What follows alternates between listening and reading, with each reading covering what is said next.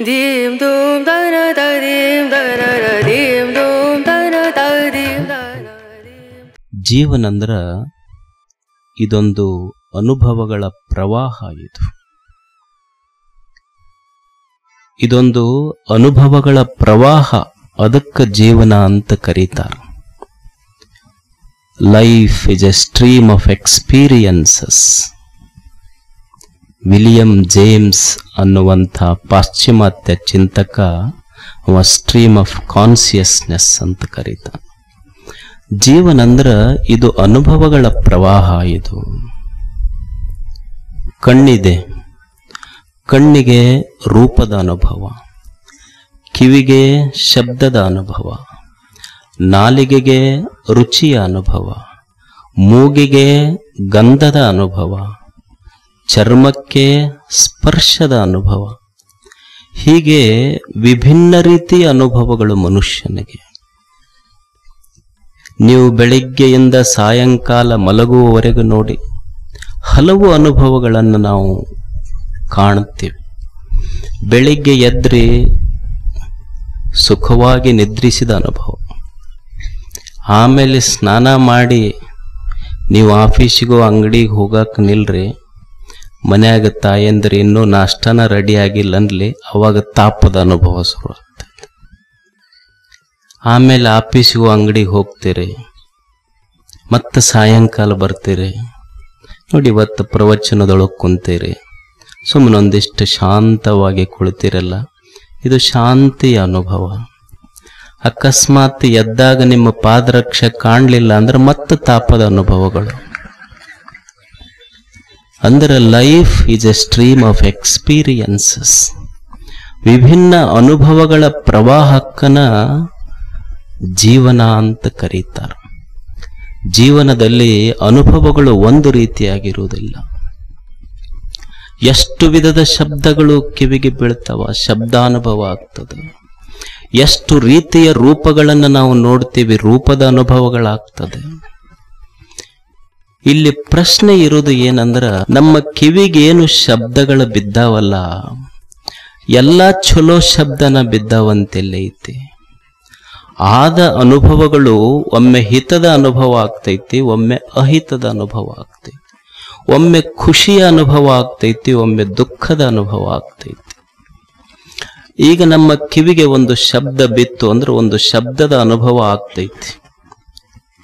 ಈ ಕಿವಿಗೆ ಬಿದ್ದ ಶಬ್ದ ನಮಗೆ ಹಿತವಾಗೇ ಇರ್ತೈತಿ ಅಂತ ಎಲ್ಲೈತಿ ಹೇಳಿ. ನಮಗೆ ಯಾರೋ ಒಬ್ಬರು ಚುಚ್ಚು ಮಾತುಗಳಾಡಿರಬಹುದು, ಹೊಗಳೇ ಎಲ್ಲರೂ ಮಾತಾಡ್ತಾರಂತ ಎಲ್ಲೈತಿ. ನಮಗೊಬ್ಬರು ಚುಚ್ಚು ಮಾತಾಡಿರಬಹುದು, ಒಬ್ಬರು ನಿಂದಿಸಿ ಮಾತಾಡಿರಬಹುದು, ಒಬ್ಬರು ಹೀಯಾಳಿಸಿ ಮಾತನಾಡಿರಬಹುದು. ಈಗ ಪ್ರಶ್ನೆ ಇರುವುದು ಏನಂದ್ರ, ನನಗೊಬ್ಬ ಅಪಮಾನ ಮಾಡ್ಯಾನ, ಒಬ್ಬ ಹೀಯಾಳಿಸಿ ಮಾತಾಡ್ಯಾನ, ಒಬ್ಬ ಚುಚ್ಚಿ ಮಾತಾಡ್ಯಾನಲ್ಲ, ಆ ಶಬ್ದಗಳು ನನ್ನ ಕಿವ್ಯಾಗ ಬಿದ್ದಾವಂತ ತಿಳ್ಕೊಂಡು ಇಂಥವ್ರ ಜೊತೆ ನಾ ಇರಬಾರ್ದು ಅಂತ ತಿಳ್ಕೊಂಡು ಆ ಓಣಿ ಬಿಡಬಹುದು, ಆ ಊರು ಬಿಡಬಹುದು, ಆದರೆ ಆ ವ್ಯಕ್ತಿಯಿಂದ ದೂರ ಆಗಬಹುದು. ಪ್ರಶ್ನೆ ಏನು ಅಂದ್ರೆ, ಓಣಿ ಬಿಟ್ಟಿವಿ, ಊರು ಬಿಟ್ಟಿವಿ, ವ್ಯಕ್ತಿಯಿಂದ ಬಹಳ ದೂರ ಬಂದಿವಿ, ಆದ್ರೆ ವ್ಯಕ್ತಿ ಆಡಿದ ಶಬ್ದನ ರಾತ್ರಿ ಮಲ್ಕೊಂಡಾಗ ಹೋದಾಗ ಬಂದು ಕಾಡಕತ್ತೈತಲ್ಲ, ಇದರಿಂದ ಹೆಂಗ ದೂರ ಆಗಬೇಕನ್ನುವ ಪ್ರಶ್ನೆ ಇದು. ವ್ಯಕ್ತಿಯಿಂದ ದೂರ ಆಗಿವಿ, ವಿಷಯಗಳಿಂದ ದೂರ ಆಗಿವಿ, ಆ ಶಬ್ದದ ರಸ ನಮ್ಮ ಮನಸ್ಸಿನೊಳಗೆ ಉಳಿದು ತಾಪ ಕೊಡಕತ್ತೈತಲ್ಲ, ಇದರಿಂದ ಹೇಗೆ ಮುಕ್ತನಾಗಬೇಕು ಮನುಷ್ಯ? ಯಾವುದೋ ಒಂದು ಹುಡುಗ ಯಾವುದೋ ಒಂದು ಹುಡುಗಿಯನ್ನು ಇಷ್ಟಪಟ್ಟ, ಎಲ್ಲೋ ದಾರಿಯೊಳಗೊಮ್ಮೆ ಹೋಗುವಾಗ ನೋಡ್ದ, ಇಷ್ಟ ಆತು, ಪ್ರೇಮಾಂಕುರವಾತು. ಪ್ರೇಮದ ಅಂಕುರ ಆಗಿ ಅವ ಹುಡುಗಿ ಹೋಗ್ಯಾಳ, ತಿರುಗಿ 2 ಮದುವೆ ಆದವು ಅಕ್ಕಿವು. ಇವ ಇಲ್ಲೇ ಕುಂತಾನ, ಇನ್ನೂ ಮದುವೆನೇ ಆಗಿಲ್ಲ. ಯಾಕೋ ಪಹಿಲಾ ಪ್ಯಾರ ಮೇರ ಅಂದ್ರ ಹುಡುಗಿ ಹೋಗ್ಯಾಳ, ದೂರ ಹೋಗ್ಯಾಳ, 2 ಮಕ್ಕಳಾಗ್ಯಾವ, ಆದ್ರ ಆ ರೂಪ ಬಂದು ಇನ್ನೂ ಕಾಡಾಕತ್ತೈತೆಲ್ಲ, ಇದರಿಂದ ಹೇಗೆ ಮುಕ್ತನಾಗಬೇಕು ಮನುಷ್ಯ? ನನಗ 10 ದೇವರಿಗೆ ಹರಕೆ ಹೊತ್ತು ಹಡೆದ ಮಗ, ಎಷ್ಟೋ ದಿವಸಕ್ಕೆ ಮಕ್ಕಳಾಗಿದ್ದು 10 ದಿವಸಕ್ಕೆ 10 ವರ್ಷಕ್ಕೆ 10 ದೇವರಿಗೆ ಹರಕೆ ಹೊತ್ತು ಬಹಳ ದಿವಸಕ್ಕೊಂದು ದೇವರು ಗಂಡು ಮಗ ಕೊಟ್ಟಿದ್ದ, ಏನೋ ಆಕ್ಸಿಡೆಂಟ್ ಆತು, ಇನ್ನೊಂದಾತು, ಹೃದಯಾಘಾತ ಆತು. ನನ್ನ ಕಣ್ಣೆದುರಿಗೆ ನನ್ನ ಹರಿಯದ ಮಗನ ಸಾವು ನೋಡಿ ಮರಿಲಿಕ್ಕಾಗುವಲ್ದಲ್ಲ ಮನುಷ್ಯನಿಗೆ.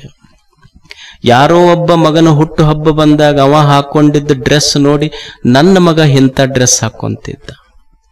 ಯಾರದೋ ಮಗ್ಗಲ ಮನೆಯ ಮಗನ ಹುಟ್ಟು ಹಬ್ಬವನ್ನು ನೋಡಿ ಇವತ್ತು ನನ್ನ ಮಗನ ಹುಟ್ಟು ಹಬ್ಬದ ನೆನಪಾಗಿ ಮನಸ್ಸಿಗೆ ದುಃಖ ಆಗ್ತೈತೆಲ್ಲ.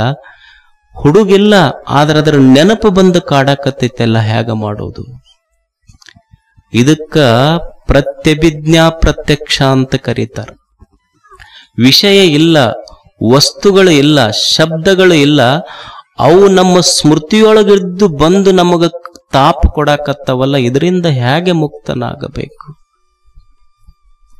ಯಾರೋ ಅಂದ ವ್ಯಕ್ತಿ ಇಲ್ಲ, ಎಲ್ಲೋ ದೂರ ಹೋಗ್ಯಾನ, ಅವನ ಶಬ್ದ ನನ್ನ ಮನದಲ್ಲಿಡಿದು ಬಹಳ ತಾಪ ಕೊಡಾಕತ್ತೈತಲ್ಲ. ಅವ್ರು ಹಿಂಗಂದ್ರ ನಮಗ, ನಾನು ನೋಡಿದ ರೂಪ ನನ್ನ ಕಣ್ಣೆದುರಿಗೆ ಇಲ್ಲ, ಆದ್ರೆ ಆ ರೂಪ ನನಗೆ ಈಗ ಬಂದ ತಾಪ ಕೊಡಾಕತ್ತೈತೆಲ್ಲ, ದುಃಖ ಕೊಡಾಕತ್ತೈತೆಲ್ಲ. ಇದರಿಂದ ಹೇಗೆ ಮುಕ್ತನಾಗಬೇಕು ಮನುಷ್ಯ?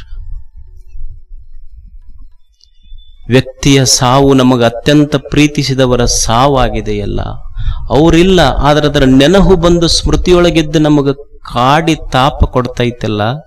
ಇದರಿಂದ ಹೇಗೆ ಮುಕ್ತನಾಗುವುದು ಮನುಷ್ಯ?